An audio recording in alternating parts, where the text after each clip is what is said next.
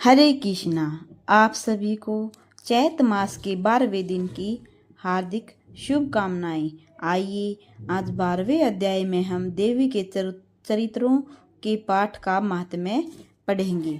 देवी बोली, हे देवताओं, जो मनुष्य इन स्तोत्रों द्वारा एकाग्रचित होकर मेरी स्तुति करेगा, मैं उसके संपूर्ण कष्टों को निसंदेह हर लूंगी। मधुकेटभ के नाश, महिषासुर के वध और शुंभ तथा निशुंभ के वध की जो मनुष्य कथा कहेंगे, मेरे महात्म्य को अष्टमी, चतुर्दशी व नवमी के दिन एकाग्रचित से भक्ति पूर्वक सुनेंगे, उनका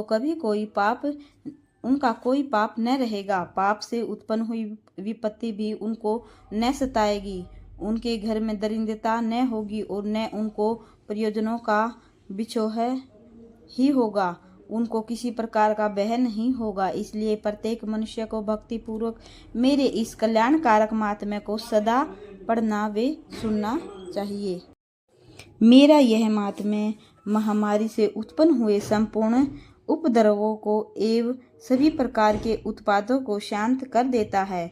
जिस घर में, मंदिर में या अन्य स्थान पर मेरी यह सप्तशती विधि पूर्वक पढ़ी जाती है, उस स्थान का मैं कभी भी त्याग नहीं करती। वहाँ सदा ही मेरा निवास रहता है। बलिदान, पूजा, होम तथा महोत्सवों में मेरा यह चरित्र पढ़ना तथा सुनना चाहिए।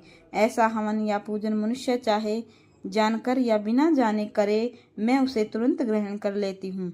शरद काल में प्रत्येक वर्ष जो महापूजा की जाती है, उनमें मनुष्य भक्ति पूर्वक मेरा यह महात्म्य सुनकर सब विपत्तियों से छुटकारा पाता है और धन धान्य तथा पुत्र आदि से संपन्न हो जाता है।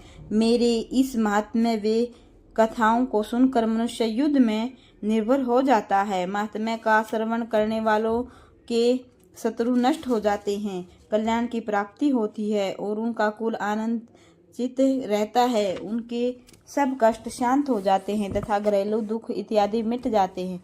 बाल ग्रहों से ग्रसित बालकों के लिए मेरा यह महात्म्य परम शांति देने वाला है। मनुष्यों में फूट पड़ने पर यह भली भांति मित्रता करवाने वाला है। मेरा यह महात्म्य मनुष्य को मेरी जैसी सामर्थ्य की प्राप्ति करवाने वाला है। पुष्प, अर्घ्य, धूप, गंध, दीपक इत्यादि सामग्रियों द्वारा पूजन करने से, ब्राह्मण को भोजन कराके, हवन करके, प्रतिदिन अभिषेक करके, नाना प्रकार के भोगों को अर्पण करके जो मेरी आराधना की जाती है, उससे मैं जैसी प्रसन्न होती हूँ, वैसी ही प्रसन्न मैं इस चरित्र के सुनने से ही होती हूँ। यह महात्म्य श्रवण करने पर पापों को हर लेता है तथा आरोग्य प्रदान करता है। मेरे प्रादुर्भाव का कीर्तन दुष्ट प्राणियों से रक्षा करने वाला है। इसके सुनने से मनुष्य को शत्रुओं का भय नहीं रहता। हे देवताओं, तुमने तथा ब्रह्मा जी ने मेरी जो स्तुति की है, वह मनुष्य को कल्याणमयी बुद्धि प्रदान करने वाली है। वन में, शून्य मार्ग में अथवा दावा नल से घिर जाने पर, चोरों से घिरा हुआ या शत्रुओं द्वारा पकड़ा हुआ, जंगल में सिंहों से या जंगली हाथियों द्वारा पीछा किया हुआ, राजा के क्रुद्ध हो जाने पर, मारे जाने के भय से, समुद्र में नाव के डगमगाने पर, भयंकर युद्ध में फंसा होने पर, किसी भी प्रकार की पीड़ा से पीड़ित, घोर बाधाओं से दुखी हुआ मनुष्य मेरे इस चरित्र का श्रवण करने से संकट से मुक्ति मिलती है। मेरे प्रभाव से सिंह, चोर या शत्रु इत्यादि पास नहीं आते। प्रचंड पराक्रमी भगवती चंडिका यो कहकर सब देवताओं के देखते ही देखते अंतर्ध्यान हो गई। सब देवता अपने शत्रुओं के मारे जाने पर पहले की तरह यज्ञ भाग का उपभोग करने लगे और उनको अपने अधिकार फिर से प्राप्त हो गए।